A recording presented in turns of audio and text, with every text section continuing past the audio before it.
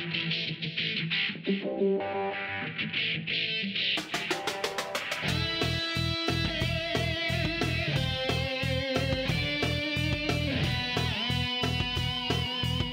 is Software Engineering Radio, the podcast for professional developers, on the web at se-radio.net. SE Radio brings you relevant and detailed discussions of software engineering topics at least once a month. SE Radio is brought to you by IEEE Software Magazine, online at computer.org/software. So, welcome to another episode of Software Engineering Radio. This time around we are going to do a special issue. So it's not going to be your classic interview. I'm sitting here with Sven Johann, and we both collaborated on an article about technical debt. So we will do an episode for SE Radio about technical debt. It's not going to be an interview, rather we will talk about the whole subject and we will sort of share the whole idea. The article we did, we will have a link to that article in the show notes, so you're welcome to take a look at it. So before we start, Sven, why don't you say a few words about yourself? My name is Sven Johann, and I work as a software developer for Trifork Amsterdam, and I'm also involved with Trifork's go-to conferences, and I'm excited to host the Microservices Amsterdam meetup. Yeah, sounds like a lot of fun. So my name is Eberhard Wolff. I'm a freelancer. I'm also the head of the Technology Advisory Board for Adesso AG. I'm a speaker, mostly at German conferences, and I just wrote a book about continuous delivery, also in German. Yeah, and I'm also involved in the GoTo conferences and several other conferences. So let's jump into the subject. Before we talk about technical debt is obviously connected to the quality of software. So before we dive into the technical debt discussion, we should talk about quality. And if you talk about quality, there are actually two different types of quality. The one type is external quality. So that's the quality that can be perceived by a user or a customer. That might be the performance, it might be other things like security, scalability, whether the software is stable, and so on and so on. And it can be measured or experienced by users. Because it's a feature of the product, so to say, it is actually something that should be managed by the product owner or by some business people, because they are interested in the quality and how the software will be perceived and used by the user. So it is just like buying a car that has a certain qualities. It's just another feature of the product. The more complex part in software development is that there is also internal quality. Internal quality can only be perceived by developers or technical people. It's anything that makes extending and maintaining the code easier or harder. So that might be things like tests that are there or are missing. If there are more tests, then the code is easier to change. It might be about the architectural styles or architectural problems. It's also about coding issues, whether the code is too complex or too easy. And the hard thing about software development is that this part of the quality cannot really be perceived by anyone except for technical people. And that means that managing internal quality is actually quite hard, because if you're not a technical guy, then it's hard to see what this quality really is and how it influences the development process. Yeah, and this is something that is also important for technical debt. So, Sven, do you want to talk about that part? Yeah, so basically you can say technical debt is a metaphor to describe not quite right code. Debt as a comparison to financial debt.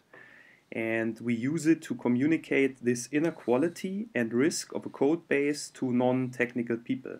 The point is, why should we software developers talk always about quality code and good code, but non-technical people, they usually don't see the benefit of bad code.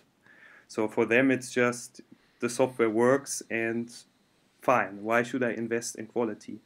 But the technical debt metaphor helps us to to communicate that if we want to build something on top of not quite right code, it's getting expensive to do something on this code base later on. So it takes longer to implement a new feature on a not so good code base.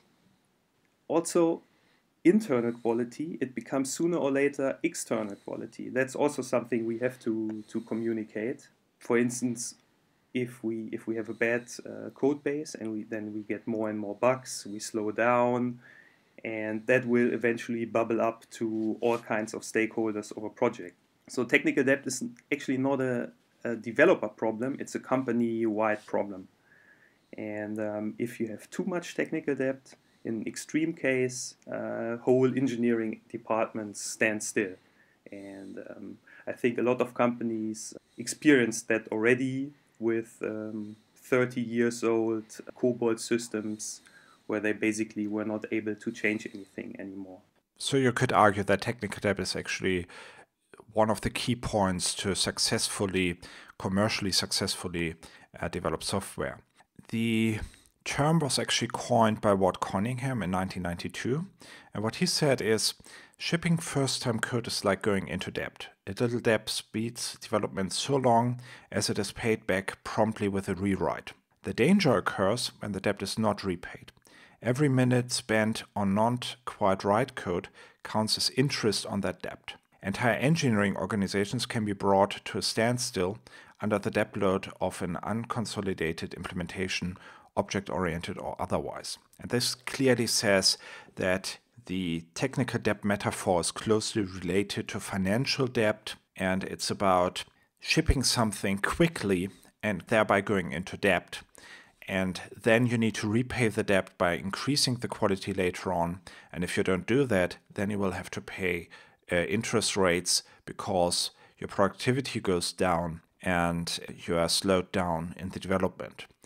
And as Sven just said, this is a good metaphor to talk to management because they should be familiar with financial terms, and it is easier to talk to them in these terms and tell them, well, this is just like getting a loan at the bank. You have some benefit for some time, but then at one point you need to repay it, and you need to repay it plus your interest rate. So that's how that term was coined. But there's also a different definition, right, Sven? Exactly. So the research community, they rather use Steve McConnell's definition, and he says technical debt that is a design or construction approach that's expedient in the short term, but that creates a technical context in which the same work will cost more to do later than it would cost to do now, including increased cost over time. I think that's the definition which most of us know as technical debt, that we do something quick and dirty and we gain something on the short term, but we know it will bite us in the long term. Yeah, that's all too common. So after we explained the metaphor, I think the most important part is how do you actually deal with technical debt. And as I said, it's actually one of the keys to successful businesses around software development. So the question is, how do you deal with it? And the first question is probably, is it a bad thing at all? So if you think about it, going into debt is often not such a bad thing. If you buy a house, for example, it might actually save you some money afterwards because you're not going to pay rent for an apartment anymore. And that kind of investment might be a good thing. And that is also why there are loans in the industry, because they give you some money to invest in better machines or whatever, and get better productivity, produce more, and then have a payoff. So debt is not necessarily something bad.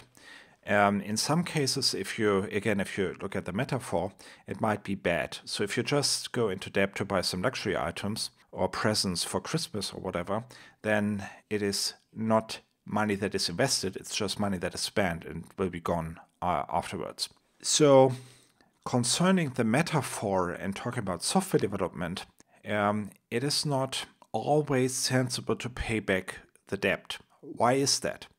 The reason is because compared to your normal debt, the interest rate that you are paying only occurs if you change the code.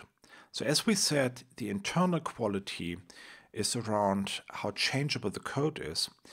And if you don't change the code, then the internal quality and the technical debt doesn't really matter at all. So paying back technical debt in parts of the code that are not changed doesn't really make any sense at all. The other thing is, and that's sort of one of the meaner parts of the software development game, the person who will pay back the debt is not necessarily the one who incurred the debt in the first place.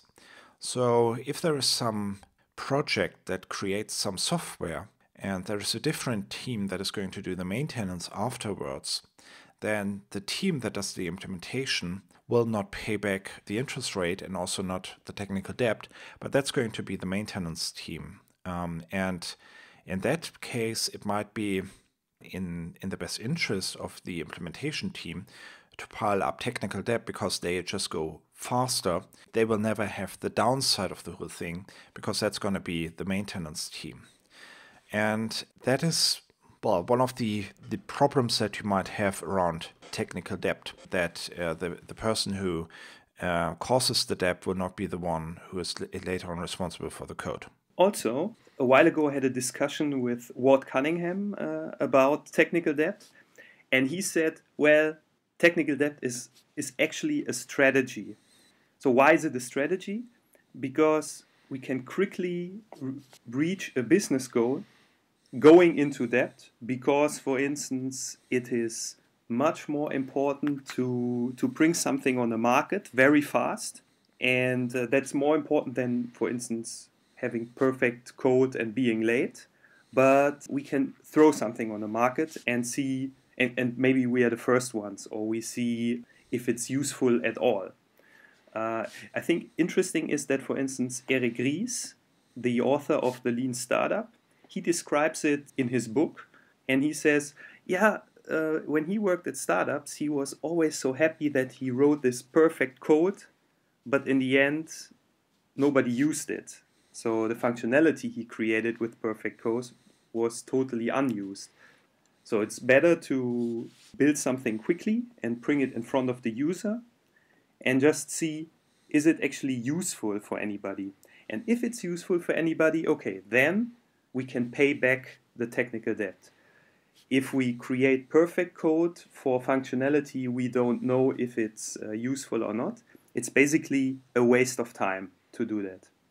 Henrik Nieberg from Spotify, he wrote a year ago something, a blog post where he described the same, where he said, basically we see perfect code as a waste if we don't know that the functionality it creates is really, really, really useful. So what they do is they come up with a functionality extremely quickly. It's not in very good shape, and they bring it in front of the user. And if they see the user likes it and they want to build on top of that functionality, then they refactor it and they make it nice. And we see these strategies over and over again. I think famous cases are Amazon and Twitter. I think Twitter, it feels they rewrite their system all the time.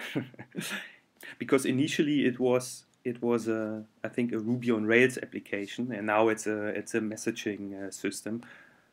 Amazon was also a very different system in the beginning as it is now. Yeah, I think it's a strategy. Yeah, right. So if you look at Amazon, Werner Vogels actually talks about that. He's the CTO of Amazon. And what he said is that at the beginning, it was just a gigantic monolithic application that was really hard to maintain when he joined the company. And they did a complete rewrite. And in the process, they came up with all their nice infrastructure elements that are now known as the Amazon Cloud. And the point to make here is that if Amazon would have designed the software with high quality in mind, high internal quality in mind in the first place, and with great scalability, they would probably not have survived because they couldn't bring out those features as quickly as they would need it to. Yeah, that's basically where software was completely rewritten because there was so much technical debt. And at the end, the companies were enormously successful. Yeah, I think for Twitter it was similar, because in the beginning they had no clue how many users do we have. So it's a difference if I have 1,000 users or 1,000,000 or 100 million users. So you have to start somewhere. And by the way, that is also something that I note when I talk to software architects and I give them some exercises, they often come up with solutions that have scalability in mind, and they think that scalability is their main concern, while in fact they should probably focus on time to market more, because otherwise they won't see the point with the software when they would need the scalability, because then the company would already be bankrupt or the business case would have be gone. So as you see, it's not necessarily always a bad thing. Still, you need to deal with technical debt somehow. And one of the great ideas that I came across at one point was by Eric Evans. So he is famous for writing this book about domain-driven design. And there is this part of domain-driven design that basically everyone knows about, the ubiquitous language and or repositories and all these kinds of things. And there is also a different part of that book that not too many people seem to have read, and that is about strategic design and design on a more coarse-grained level.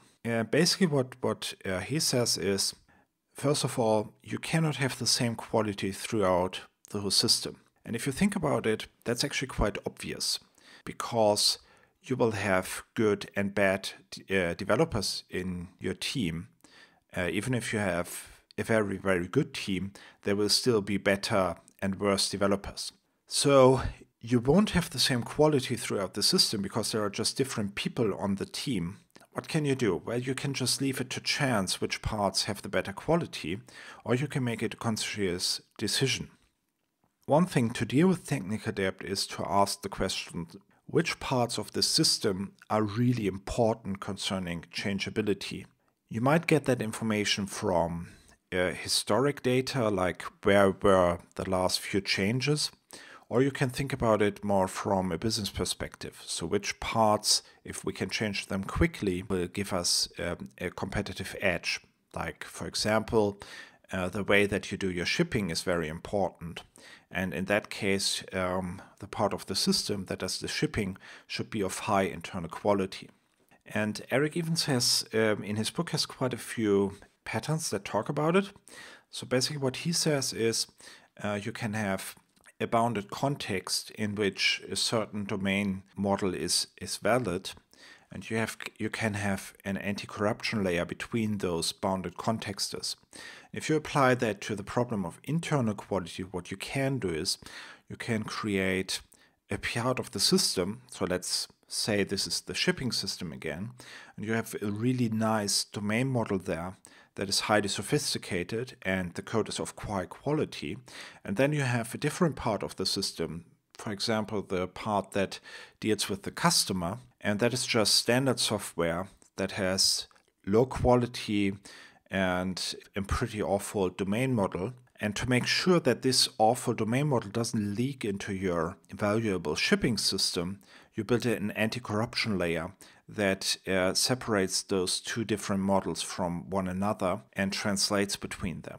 And using that approach, I think what he uses as kind of a metaphor are cells. So like an organism that is built of cells, you build your system out of several different bounded contexts. Each of these cells has a membrane, which is like the anti-corruption layer, that makes sure that the external problems don't leak into the cell, into the bounded context, and that they are clearly separated, and that you can have sort of cells or bounded contexts with really high quality, and if you have a quality problem, that doesn't really spread throughout the code. And that is a nice way of strategically developing the quality and the technical depth. So what you do is you decide which parts are important and you care about those, and you have your best developers working on it. You monitor the quality closely and so on. And then there are these other parts where you might even use standard software software that you bought, or you can just stick to your legacy system or whatever. So I think that's an interesting way of strategically developing the quality of a rather complex system. One question is, of course, why is there technical debt at all? Why do we have it? Can't we just create perfect software from the beginning? I think as developers, almost every developer wants to deliver great work. I think nobody has the attitude to deliver low quality work. I mean, we all want to do good stuff. Why do we deliver low quality work if we want to deliver high quality work? There are several reasons for that. And the most obvious reason for most of us developers is time pressure. So we want to do something really good, but we have no time, we have to ship, we have a deadline. So in order to be faster, we compromise on quality. We just skip testing, or automated tests. We don't think deeply about good design. And that leads most of the time to not so good quality. Another point is we are missing know-how. So if we use a new technology the first time and we have only a little understanding about that technology, we will inevitably use it wrongly, even if we have the best intentions. Also, if we don't know the business domain very well, so that also leads to strange designs. There is also something like software decay. So even if we have great software, if it's like EJB 2.0 was maybe good 15 years ago, but now, even that perfect system is a bit outdated. I think there was a very interesting survey from the University of Turku, and they asked people in Finland, where does your technical debt comes from? And it was really interesting because they didn't say time pressure. They also didn't say, we didn't know the technology. They said we either didn't understand the requirements, basically matches little understanding of the business domain. So technical debt comes from not well understood requirements. But also what they said is if we have bad architecture or architecture is not communicated, that was for them the main reason for technical debt. That's actually quite interesting because at one point I also thought that technical debt is around bad architecture, and that might be the major source of technical debt. But then at one point I asked myself, well, what is it that makes software actually hard to change? And the answer that I came up with is tests. So, and if you think about it, if I have the choice between a system that has a bad architecture but a lot of tests, or a system that has a great architecture but no tests at all, the system that I would want to change is the one with the bad architecture but the tests. That is again one of these points where I'm actually not too sure how to define technical debt and whether it's just around, well, code quality and architecture, which are sort of the traditional parts here. Yeah, I don't know. I recently heard Philippe Cruchten, the inventor of the rational unified process, talking about that. And he's known for lots of architecture work. And he said, even if you have lots of test cases, but a bad architecture, you cannot just assume you can refactor better quality into the system. Because if the architecture is wrong, if you, for instance, chose the wrong style, refactoring doesn't help you anymore. You really have to rebuild the system anew. Yeah, I don't know, actually. It's a good question. What's worth, bad architecture without test cases or okay architecture with test cases? That's one of the things that you could debate, I guess, for quite a long time. So concerning the sources of technical debt, there's also another model that Martin Fowler came up with. And he is obviously known for quite a few things in our industry. So what he said is he would distinguish technical debt into four quadrants. And the quadrants are separated by whether the technical debt was reckless or prudent. So basically, the question is, was there enough time to even think about technical debt? Was it just reckless, so people were under a lot of pressure, or was it prudent? Still, in that case, if you have a lot of time, you can still get some technical debt, as we will see in a minute. And whether it was deliberate or inadvertent, so whether it was a conscious decision, whether people actually said, okay, we will have technical debt here, but we just do it still, or did it just sort of happen? So we don't have any time for design, so we just do it anyway. And then you end up with a system that is badly designed, but you knew that you would end up with this situation. So it was a conscious decision, and it was made because there was just not enough time. So that would be reckless and deliberate. Prudent and deliberate would be, we must ship now and deal with the consequences. So even though there was enough time for dealing with technical debt, we still did it, and it was a deliberate decision. So we actually said, okay, we will end up with some technical debt here, but we still do it. Inadvertent and reckless would be, so what's layering? And then obviously that is something where you don't take enough time to actually think about it and think it through. And it was not a deliberate decision because you didn't even know that there was an issue, because you didn't know about layering, so you ended up with a non-layered system and a lot of chaos because you didn't really think about it. And prudent and inadvertent would be that you end up with your system, and then you, in retrospect, it becomes clear that the system should have been done differently.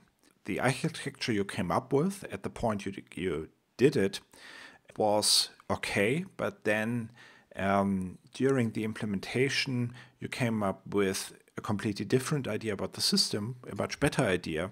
And then in retrospect, it became clear that actually you have a lot of technical debt.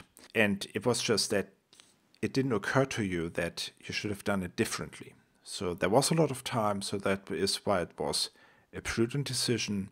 But it was also inadvertent because all the facts about the system and how the architecture would behave wasn't clear at the beginning. What I think is very interesting about the whole thing is what we said in the beginning when we were talking about the definition of technical debt. It was around going into technical debt to ship features faster. So it is something that is a conscious decision. So the original definition of technical debt basically said there is a conscious decision. So we go into debt, and therefore we will ship features faster for some time, and then later on we will pay back the debt. What I think is interesting about Martin Fowler's quadrant model, if you think about it more closely, is that he says, well, this is actually always the case. So in some cases, it's just that it wasn't clear to you that you should really do things differently, because things just are clear if in retrospect when you think about it again, and if you think about how the whole thing that you did, the architecture and so on, worked out. And also, I think a different take on technical debt, because he says it's reckless. So it's not about saying, okay, we don't really have time. It's just that you're under so much pressure that you just go ahead, and then the technical debt piles up, but it's not a conscious decision. It is just something that happens because you are under so much time pressure. So I think the interesting part to take away here is that there are different sources of technical debt, and the simple model that says, okay, so we compromise on quality to go faster, it's actually not always what happens. And I think what Sven just said also has an excellent point here. So if you start with a system, you use some technology like EGB 2.0, obviously it becomes technical debt at that point when there is a new version of EGB or your other favorite library or whatever, because then there are easier ways to do things, and the way that you implemented your things are technical debt. There was not even the slightest chance to avoid that technical debt. It's just there because there is technology new technology, innovation, and so on. So this is a sign, in my opinion, that this metaphor breaks. And the next question, of course, is whether it's realistic to have debt-free systems. So I think that's something you want to talk about, right, Sven? Exactly. So is it possible to have a technical debt-free system? I mean, I read quite often something about no more technical debt and how to be debt-free in, I don't know, 10 steps or something, what you have to do to be debt-free. I think this is, to have a debt-free system, that's impossible. I think we should just accept there will always be technical debt. So even if you have a debt-free system, how do you achieve it? You probably have to invest a lot of time and money, and that is not necessarily tied to the success of the project. The key point to take away here is, if you think about it, the original implementation that we discussed for Amazon and Twitter, they were hugely successful, but they were there was quite a lot of technical debt. So I think one of the interesting parts here is that technical debt is not tied to the success, the commercial success of a project at all. So you can have a commercially enormously successful project or business that is based on a piece of software that is full of problems. And then you can do a rewrite. So Extreme Programming came up with the idea to set the quality dial to the maximum and just have no compromises about technical debt at all. And that might be a bad idea, because then you invest a lot of resources and money and effort in maintaining high quality, even though that is not necessary. And it might not even influence the commercial success at all, because it's just something that a user doesn't even see at all. So technical debt might not be the best metaphor. And the question still is, why do we even care about technical debt? Well, why do we care? Because in the long run, it might influence productivity. And the technical debt is just something that we use to improve communication. So maybe it's not the best metaphor, because if you say that a debt-free system is impossible, and if you say that in a lot of cases there is not even a conscious decision about the debt, and in some cases, because of new technologies, technical debt just happens and you cannot do anything about it, then the metaphor is sort of broken to an extent that you might need to look for something else. And that is something that Felix Müller and I tried to work on during his master thesis. The basic idea is, if we cannot use technical debt because there's always technical debt, and because in some cases there are no conscious decisions, then why don't we try to use a different metaphor? And the metaphor that we came up with is quality improvements. So the idea is, instead of talking about debt... Quality, was it quality improvements or investments? Good point. It's improvements, basically. But we also use a metaphor from the financial world. So the metaphor that we are using is quality investments. So the idea is, if there is always technical debt, and if there's always something that can be improved in terms of internal quality, why don't we think about that as an investment? So we invest in quality. So we have someone to work on something for a few days. So let's say we improve the testing of our system, and that takes like 5 days.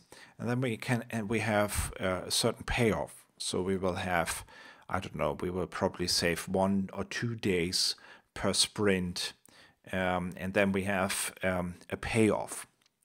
And that's just like any other investment. The idea is that there is a cost reduction, and the cost reduction is basically the better productivity minus the effort that you invest in the quality improvement.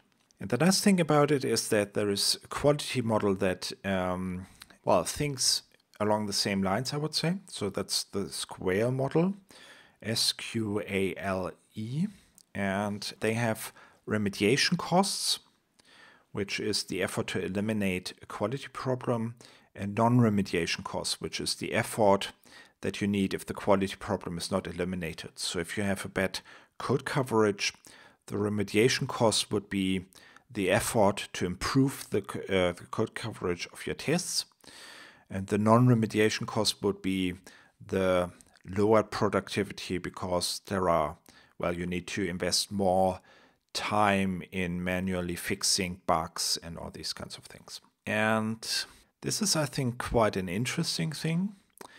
At the core, I believe it's around a mindset.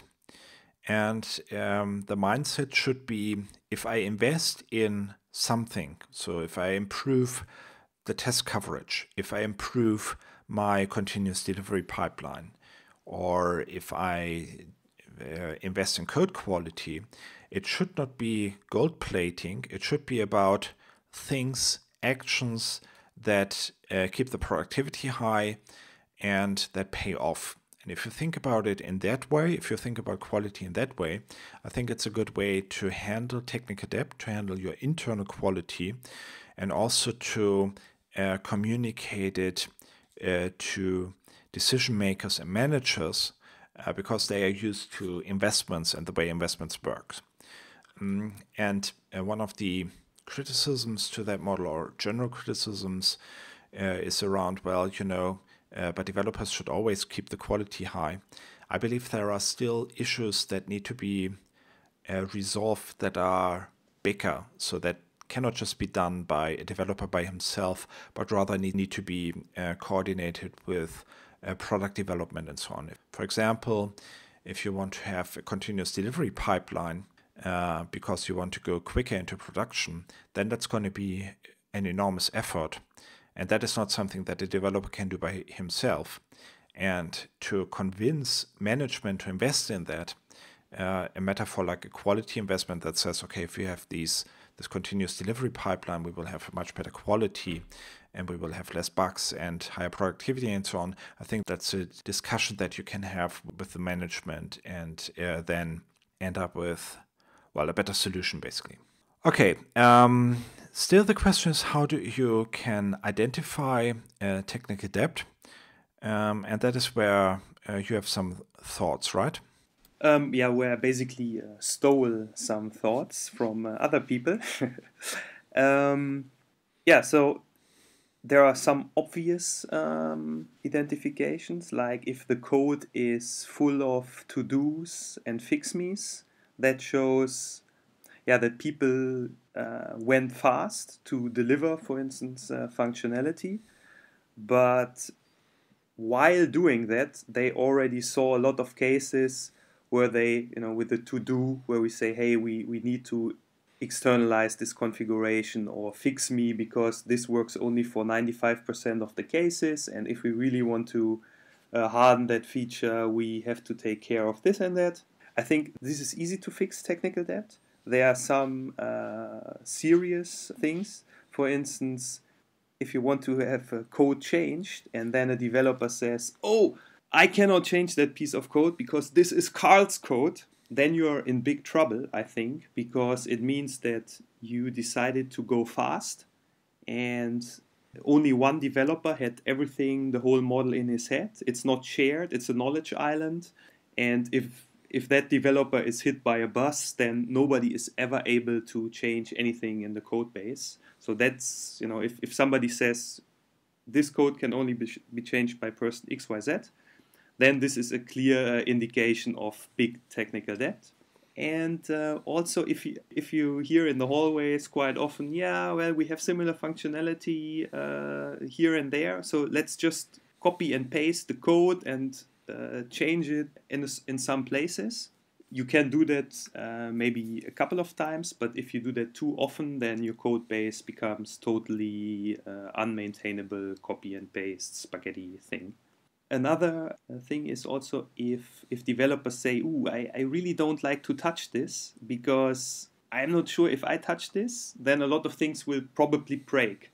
So what this means is you have a really bad design and you cannot make local changes to local requirements, because everything is kind of tied together and spaghetti wise. And then you're in risk that you go very slow, because every new requirement you implement or every code you fix basically introduces new bugs.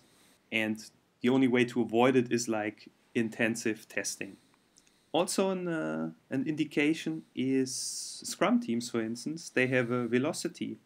If the velocity of a team just goes down and down and down and down and down, and the team is basically stable, then you should, of course, ask yourself, why is the velocity going down? And that's mostly technical debt. Yeah, and the point we had before, software ages. So old libraries, old JDKs, old everything.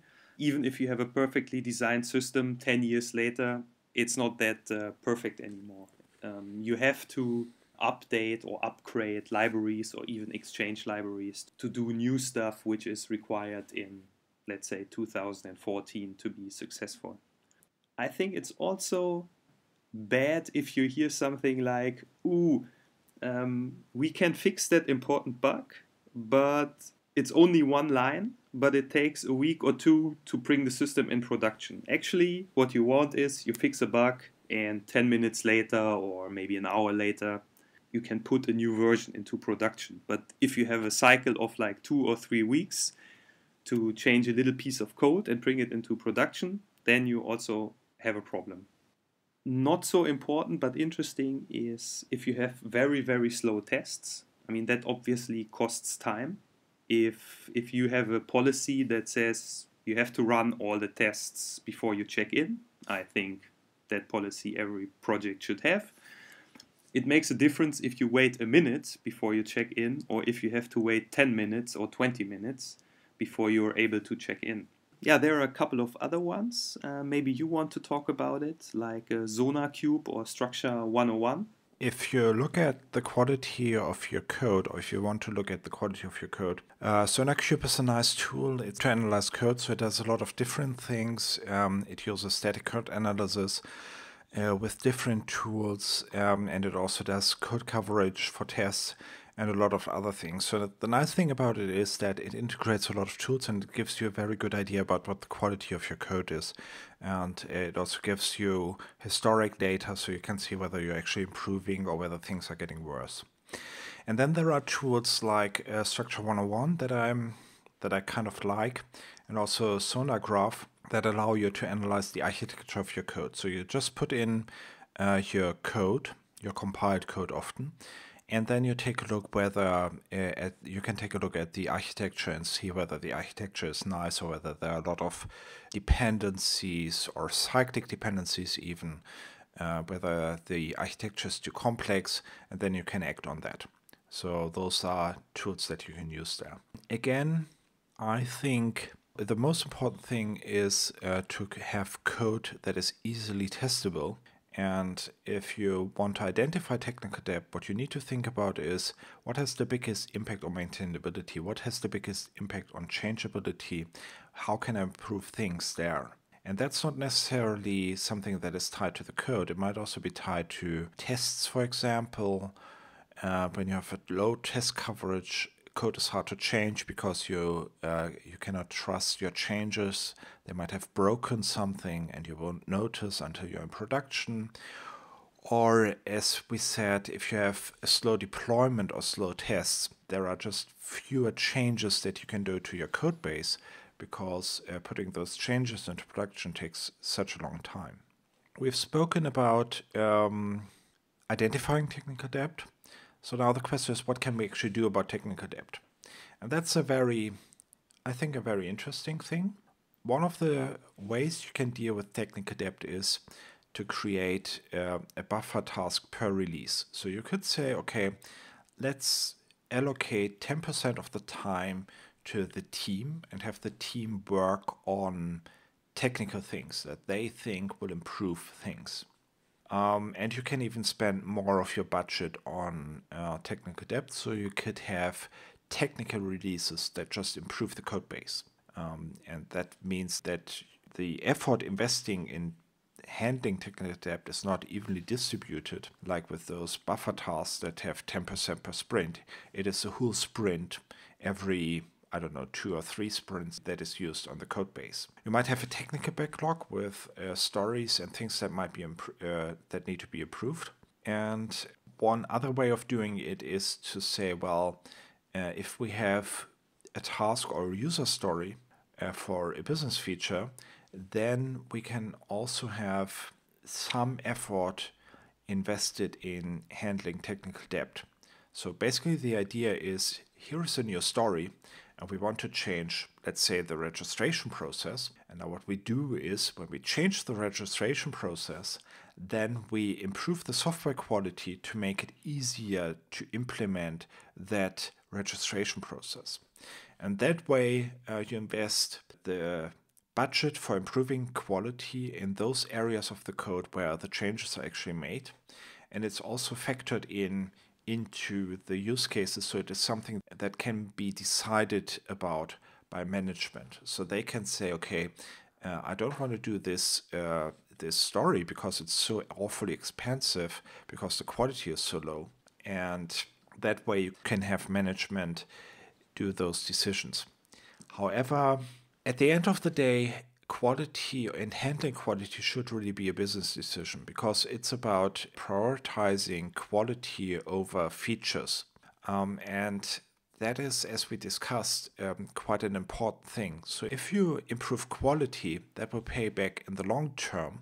However, if you really need to get this feature done, because otherwise your business case is gone or you have other severe business consequences, then the quality doesn't really matter. So the question whether you should invest in quality or not should really be a business decision. Now the problem is, if you just allocate 10% of the time of the team to handling quality, or if you allocate certain releases to handling quality, then it's not a business decision anymore, and it really should be one. So I think the hard thing about handling technical debt is to enable the business to decide which parts should have a higher quality and where to invest effort. And if you use an approach like, well, the team will know how to improve the quality best and where to invest best, that is clearly not the case. Then the team will decide. And they might not be able to do so, or they might not be able to reach the best decisions because they might not have the whole picture. And that is why I think getting the business on the same page is actually one of the hardest parts. Communication with management is also the core of the whole thing, of the metaphor of technical debt. That is why it was introduced in the first place. And to some extent, it's also about trust. So if the developers know how to handle quality, how to keep it up, then you can have them decide about where quality should be improved. Otherwise, you would need to have some kind of decision, and you need to, well, basically beg for a budget to invest on quality. And, well, that might be just very cumbersome and hard. So I think it's about trust, but it's also about, as I said, investing where you can get a payoff. And that is something that really the business should know about and should think about. Yeah, I think trust is, that's a really important point, because quite often you have the case that developers complain a lot about bad quality and bad frameworks, and they say, "Oh, we need to improve this, and we have to change that framework and do this and that," and we remain unheard by the management. They just say, no, it's not so important. But if you, for instance, if you have a very good developer who also who proved to understand the business, and the business people, they trust this guy or this group of people, and if they say, I think we should really, really tackle that problem because we are going nowhere with this bad code base, we should clean it up, and only then it makes sense to go on. Then the management people, if they trust these people, these developers, they say, oh yeah, if Fred and Mike and whoever, if they say this is really important and we really have to do that, and they in general understand the business very well, so maybe we should listen to them and let them decide what to do. Yeah, but I mean, to some extent, what you're saying is right. But on the other hand, the business people are the only ones who can actually say whether investing in quality right now makes any sense at all, because they might just need to ship certain features. And also, as we discussed, technical debt depends a lot on which parts of the system will change in the future. And that is something that developers can only know to some extent. So they only know what's going to happen in the next few releases. But the long-term strategic vision is something that the business should come up with. And that is why I believe it is not just about handing over the responsibility for the quality to the developers, but it has to be an effort by developers plus business, because they both have certain pieces of the puzzle that they need to put together to come to the conclusion and to see where, how, and when they should invest in quality. Yeah, but what I meant is there are developers who are also very good they are domain experts, and they kind of understand also the business strategy and where a system is going. And if the business people, if they trust these developers and they say we should really invest in quality here, mostly they are heard by the business people. But if you don't understand the business, then it's going to be really difficult to build up that trust. Yeah, right. And if you have such developers and such a team, then you're very, very lucky. But that also raises the bar for developers to a level where I'm not sure you will have a lot of people who can actually do that, because then you're not looking at just people who are really good technical, but also know a lot about the business. And it's already hard to be a good technical guy and to be a good developer and to be good in developing code and doing architecture. But if you're then also supposed to know a lot about the business, then that's going to be really, really hard. So that is why I think in some cases you need to have business and technical people work together on this. And that is why it's so hard. Yeah, we have, I think, one important point left, and that is a question Franco Bushman raised a while ago. Frank Bushman is widely known for the pattern-oriented software architecture, and he asked to pay or not to pay technical debt. And I found this article was quite interesting. Unfortunately, it's not freely available, so you have to buy it from IEEE. But he said, okay, we always have technical debt. It's unavoidable. How can we deal with it in terms of do we pay it back or not? And he gave 3 answers to that. And he said, okay, point 1 is debt repayment. So we have a very bad piece of code or component of a system, and we decide to completely refactor it, or to maybe even completely throw away the code, the framework, the platform, whatever, which gives us a headache, and build it anew, or refactor it to a stable, good design. You should only do that if the code is really bad and you know you have to build new functionality on top of that in the future very often. The second point he proposes is debt conversion. So you have a component or part of the system which has a very high technical debt, but replacing it is just not a solution you can do. For instance, you have a 30-year-old legacy application. You cannot just throw it away because it's just too expensive, it's too risky. But what you can do is you can do a debt conversion, and you try to transform the system to a good but not perfect solution. And this new good but not perfect solution, it has a lower interest rate. So it's still not perfect. It's still a bit painful to build new stuff on top of it, but it's much, much, much better than the old system. But we cannot afford to create a perfect solution because it's too expensive and too risky to do that, to completely repay it. And the last one, I hear that quite often, and I think it's a valid point, that we just accept technical debt at some point. We just pay the interest.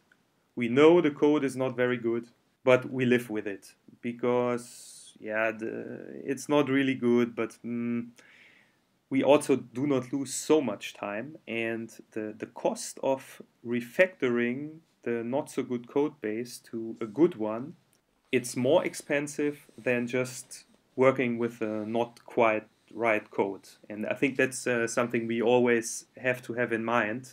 Should we really make it good, or does that cost more than just living with it? I think that was a really good contribution. Okay, I think that's all about it, right? Yeah, Sven, thanks a lot for taking the time and talking to me about technical debt. I hope you have enjoyed the show, and if you did, or if you have any questions, we would be happy if you could leave some comments on our page so we can interact with you.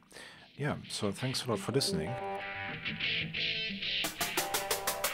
Thanks for listening to SE Radio, an educational program brought to you by IEEE Software Magazine. For more information about the podcast, including other episodes, visit our website at se-radio.net.